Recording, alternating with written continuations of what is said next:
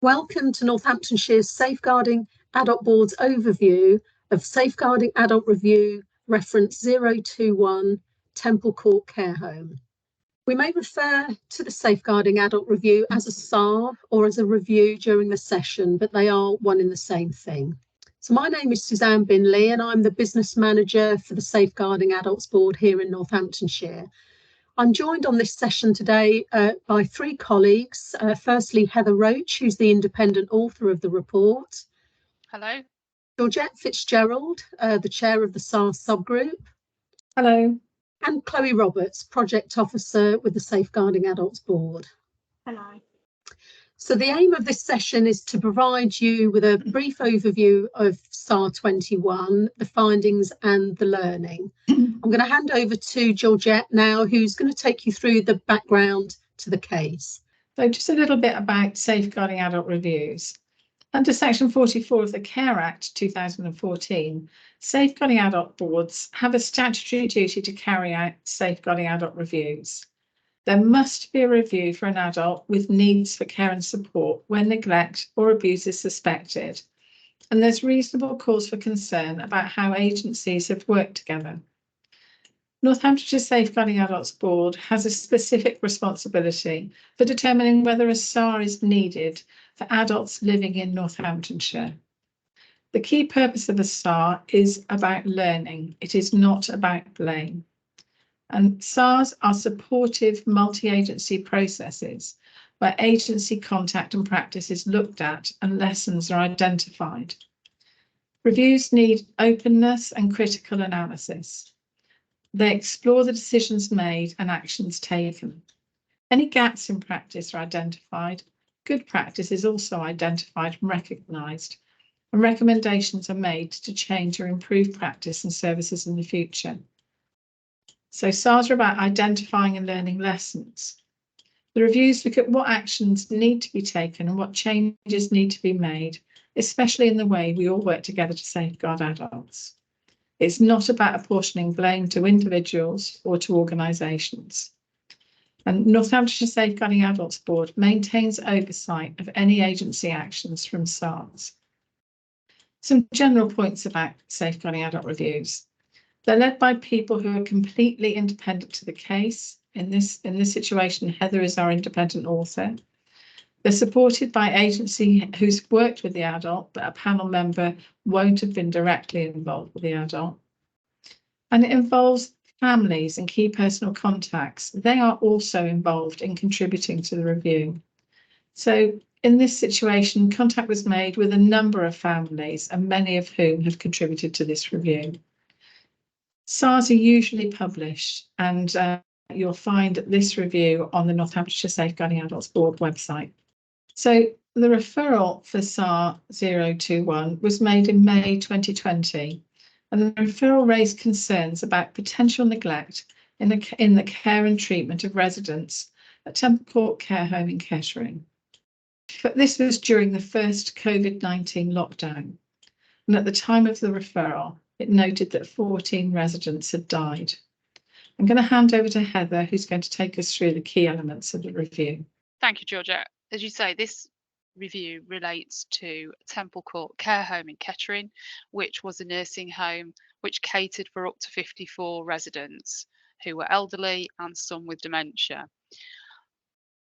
During the period under the review, which was January to May 2020, a total of 19 residents died, and concerns were raised about the treatment of residents in terms of neglect, specifically in terms of their nursing care, wound care, personal care, medication, nutrition and hydration.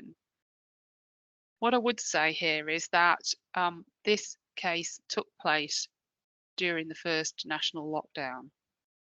What we need to put into context here is that the information at the time was constantly changing, and there was no routine testing for COVID-19 for patients who were leaving hospital. So we need to set it in that context. Temple Court in 2019 had been rated as a CQC as requires improvement, And between that time in May 2019 to March 2020, there were various action plans, there were quality monitoring visits, there were some safeguarding concerns, and there was some reported whistleblowing. In early March, Northamptonshire started its emergency procedures, which were started with the local resilience forum coming into operation in response to the COVID-19 pandemic. And Temple Court itself closed its doors to non-essential visitors on the 11th of March. One of the key dates is the 19th of March, when there was the national requirement to discharge all medically fit patients from hospitals in order to gain capacity within the hospitals for potentially very ill patients. Between the 19th of March and the 3rd of April, Temple Court accepted 23 new residents through its doors. At that time, it had 33, and obviously within a very short space of time, it took on the 23 new residents. On the 23rd of March, the national lockdown, the first lockdown, was announced. And on the 28th of March, a week later, Temple Court actually reported that it had one resident that had developed symptoms. Between the 6th to the 9th of April, some of the staff at Temple Court began isolating, and the registered manager actually had to start isolating herself on the 9th of April. There was a period really between the 6th of April to the 20th of April where not a lot was known about what was occurring within the home. And there were 2 whistleblowing reports, concerns raised to the CQC on the 13th and the 15th of April about the situation within the home.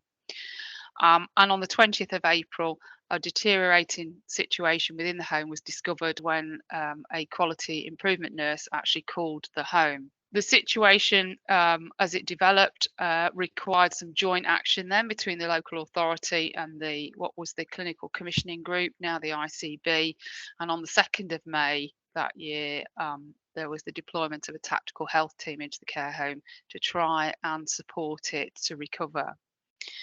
However, that wasn't the case, and on the 11th of May, there was a decision taken to transfer all of the remaining patients within the care home to alternative accommodation, and the home closed.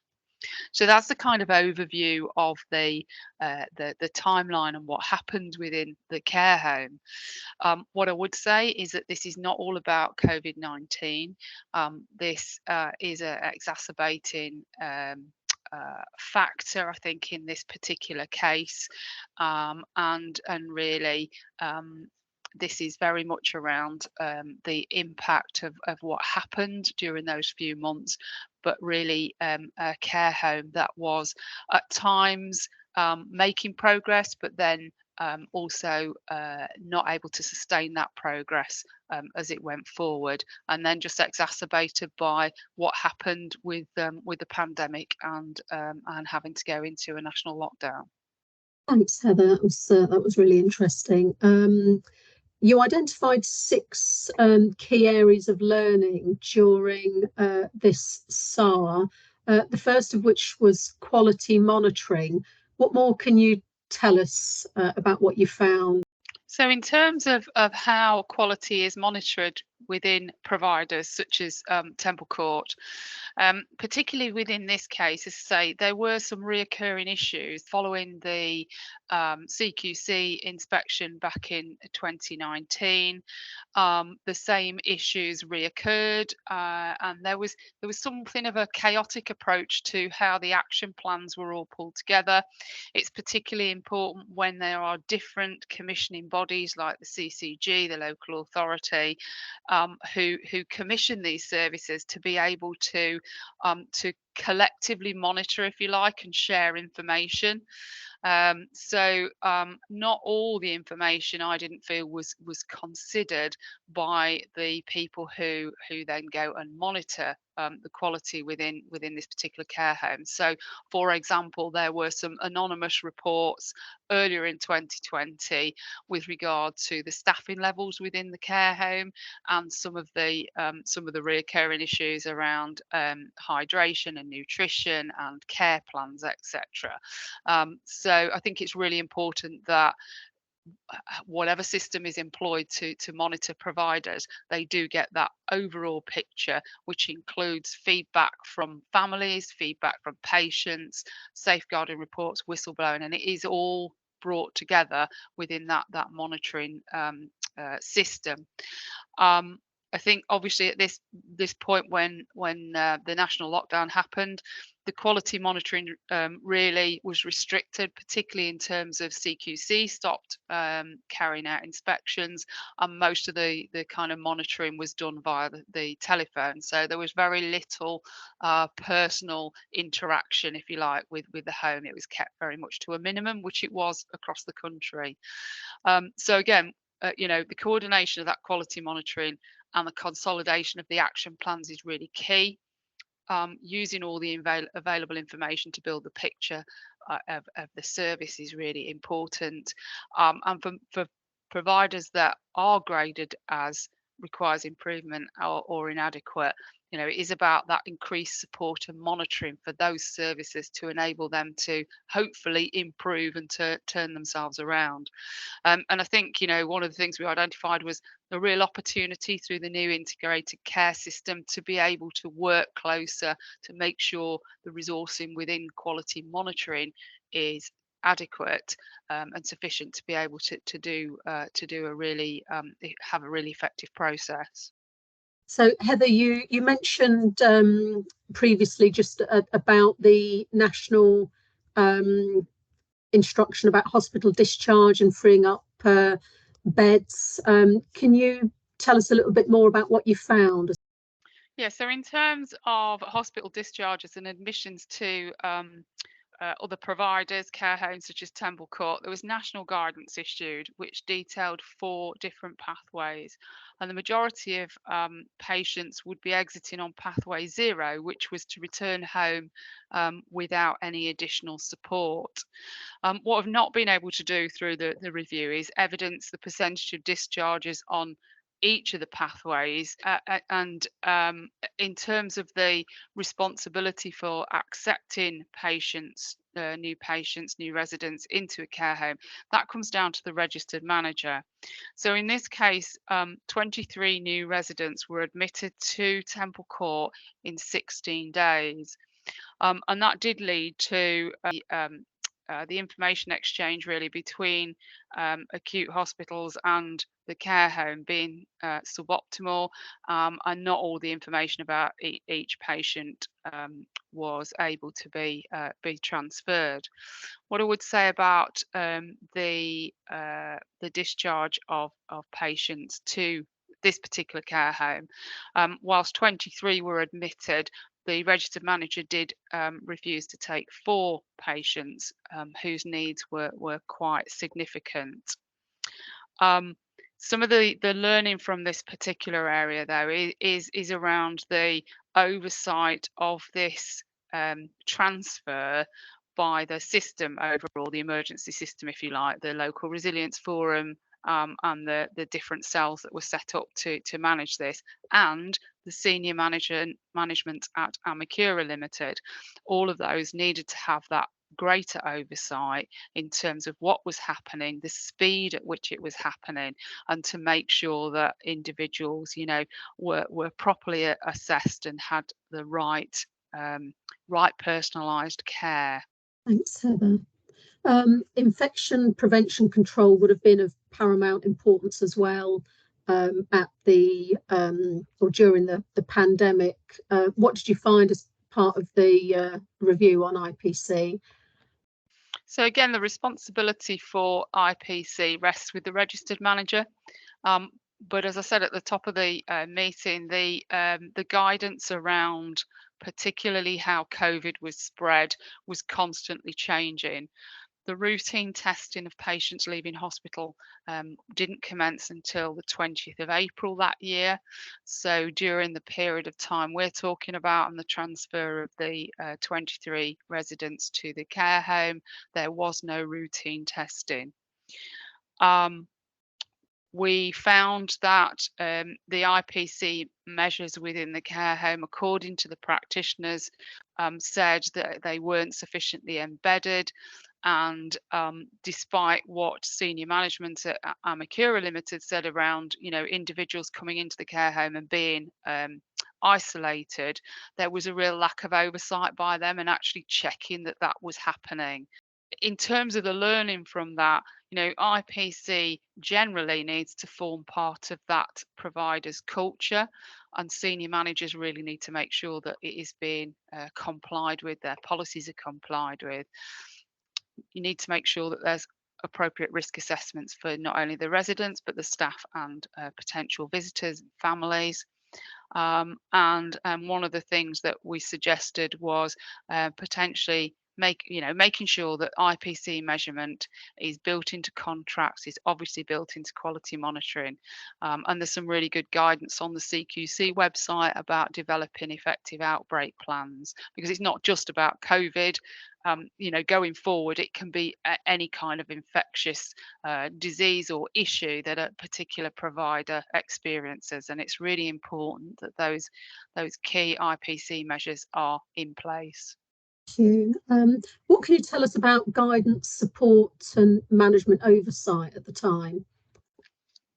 Yeah, so this relates both to the management of the provider, the care home, and also that kind of guidance, the support that is provided by the system in this particular situation. And within the local resilience forum structure, the emergency structures, the care providers or care association weren't really represented. They should really be seen as key stakeholders and could be quite useful in terms of the decision making and implementation of policy, but they were a bit passive within this structure. There was a lot of information and guidance that was circulated by a provider hub within that structure out to all of the providers, and there were some weekly calls to care homes, nursing homes, but I couldn't evidence that had happened in terms of Temple Court. Care homes were all asked to supply business continuity plans. There wasn't one that was submitted by Temple Court. That wasn't followed up. And there were some missed opportunities within the system to identify that things were going wrong within the care home. There were 2 instances very early in April where the manager did speak to both a member of the local authority and somebody from the CCG, and identified that there were some symptomatic cases, and 3 people had been admitted to hospital. It wasn't reported in the way that was necessarily required, but somewhere within the system there was that information.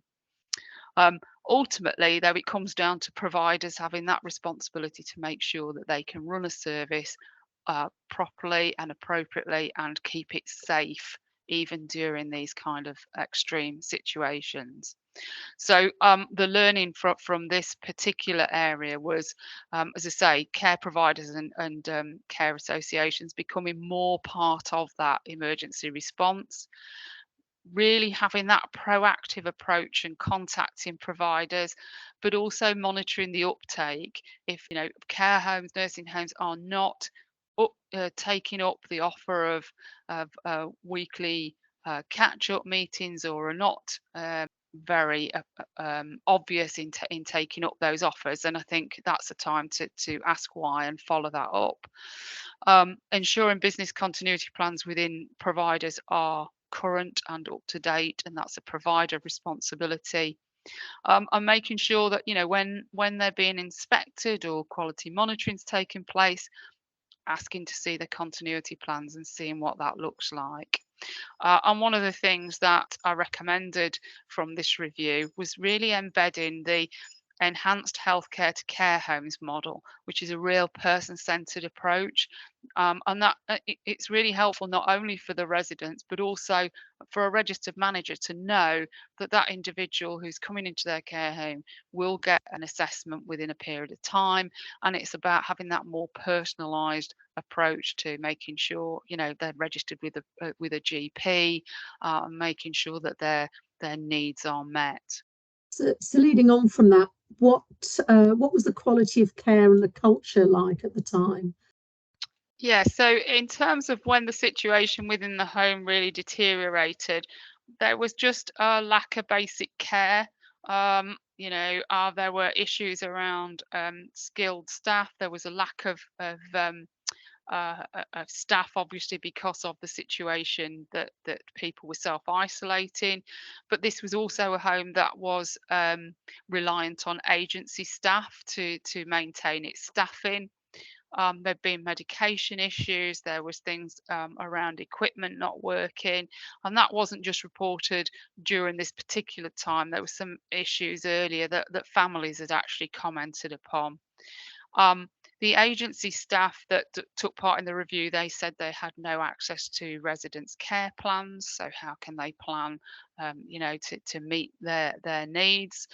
There was a real strain on the home by the additional residents and having them so quickly brought into the premises, and all of the issues really around the care and treatment of individuals in this particular home. They were quite repetitive and had featured in action plans prior to this.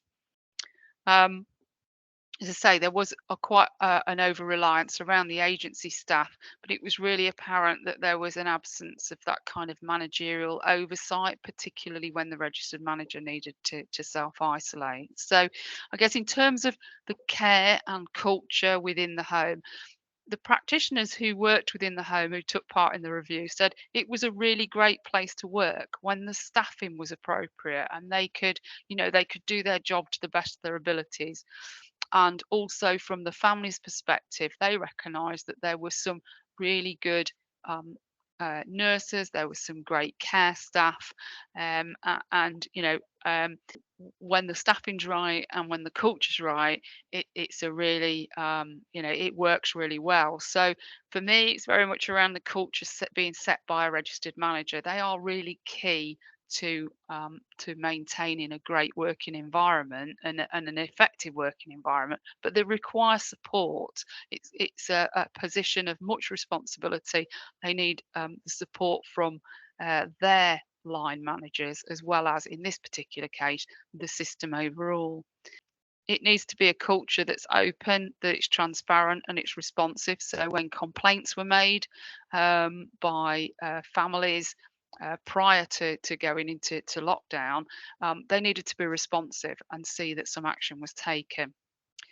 There's a real importance around training and making sure that people are trained to the most appropriate level to deal with the situations that they are expected to manage. You know, dealing with people with dementia is really skilled, and making sure that their training was up to date.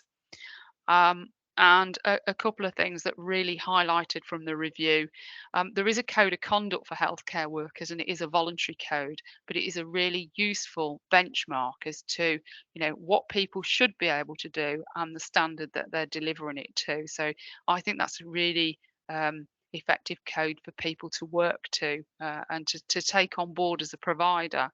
And there's also, I suppose, overall, one of the recommendations that I made was around continuing this conversation nationally about quality staff within care homes, their recruitment, their retention, and their career progression and how they're remunerated. And I think to get quality staff, really needs some attention, and it's something that is not just apparent within Northamptonshire, it is UK wide, and it's an issue that we need to tackle nationally.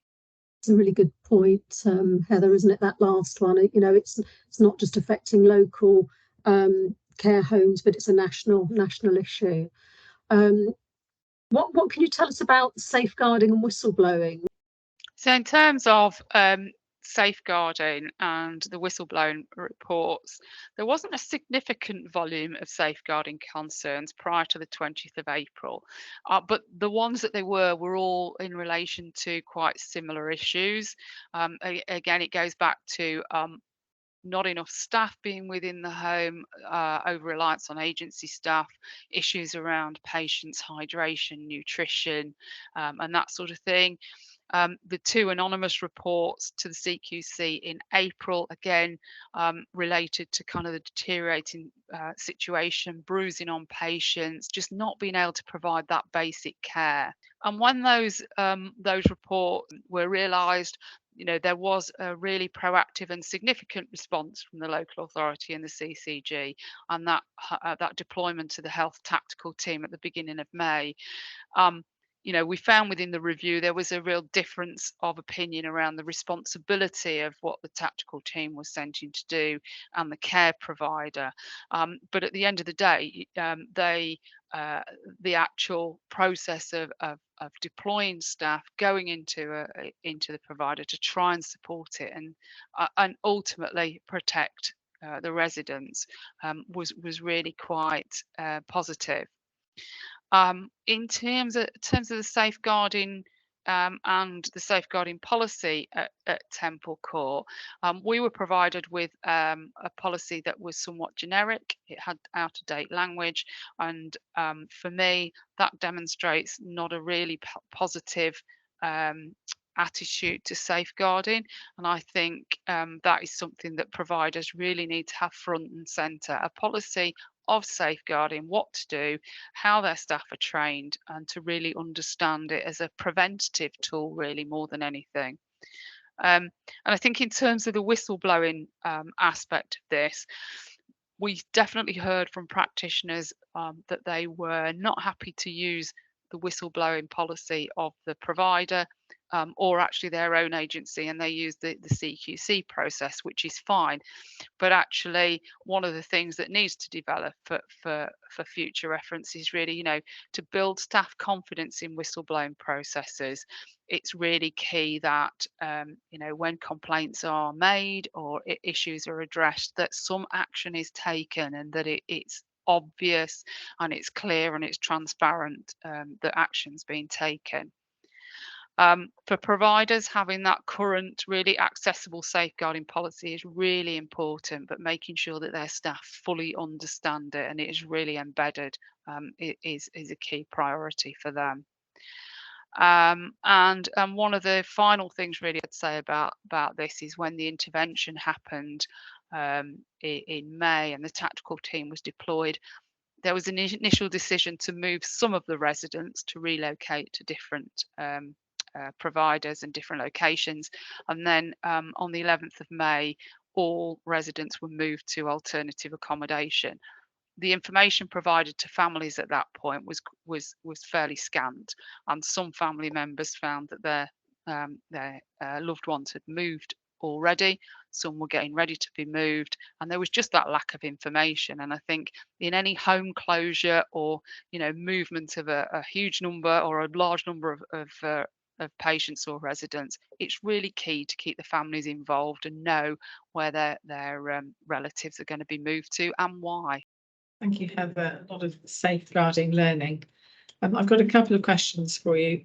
One is around what was any good practice identified during the review? What can you tell us about anything that was good?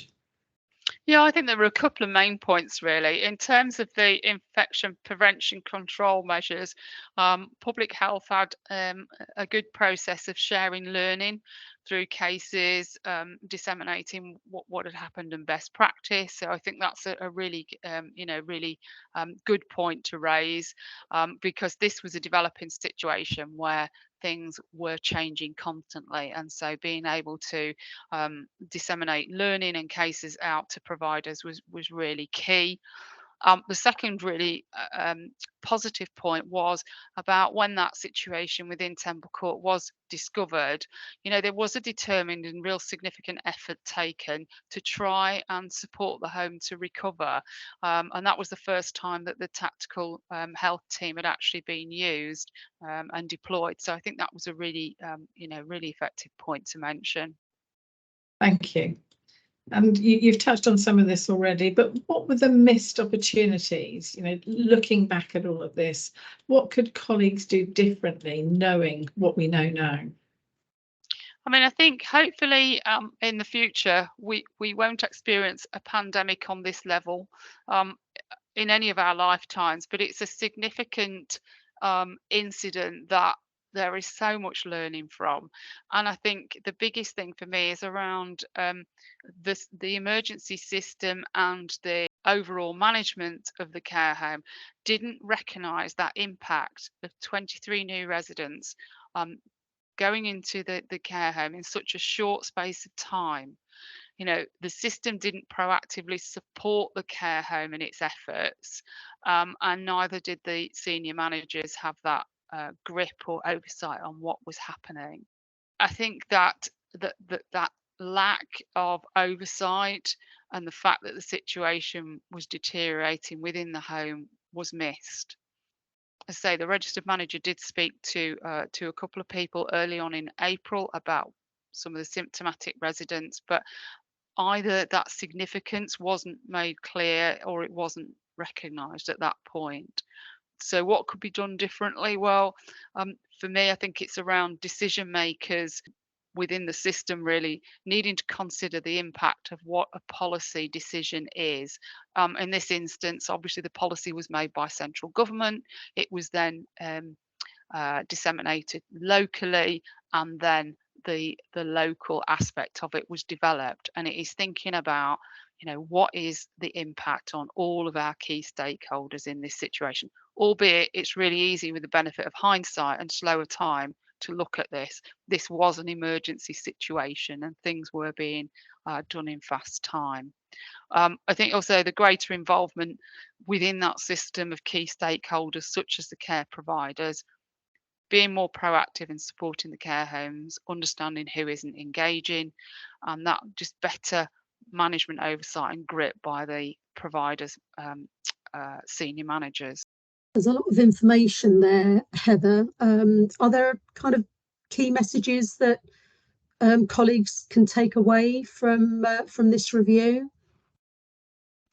I think in terms of just going back to that whole aspect of impact, I think it is understanding that policies do have consequences and thinking about the actions on all of the stakeholders. Map out your stakeholders, understand who they are, and think about the potential consequences and impact of what your policy may affect.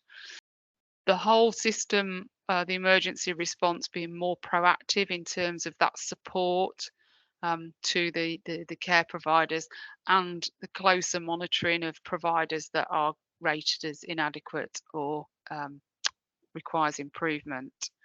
And then I guess, being more person-centered, thinking about the needs of individuals and ensuring that their voices are heard, and that their families are also heard and included within any kind of decision making, or the kind of what kind of care support individuals actually need. So being more person-centered and making sure that their voices are heard. That making safeguarding personal approach is key, isn't it? And keeping the loved ones at the heart of any intervention, and keeping that kind of communication open and definitely two-way. Thank you. I'm going to ask Chloe now to share some information on the Safeguarding Adult Board website. So if you haven't done so already, please visit the Northamptonshire Safeguarding Adults Board website at www.northamptonshiresab.org.uk, where you can read the overview reports, executive summary and learning briefing for the SAR. We also have a wide range of policies and procedures available, campaign materials and resources, including an easy read guide, bite-sized learning videos and safeguarding contacts. You can contact the Safeguarding Adults Board via email at nsab.ncc@westnorthants.gov.uk. We also have an X account where we share key safeguarding messages, news and learning opportunities, so please do follow us over there. Just a few closing remarks. Just thank you to the three of you for being involved in this session, and hopefully our colleagues will find this overview helpful. For those watching the video, please share this information at what you've learnt at team meetings and training sessions, and help the Safeguarding Adults Board raise awareness of the learning and make positive change to practice. To advise that from the review, there are a set of recommendations and they are collated into an action plan. Georgette and I meet with our colleagues within the partnership to review those recommendations and support putting smart actions in place, and those actions are closely monitored by the board through to completion. So just take this opportunity to thank everyone again, and hopefully you'll find this session of help in your practice.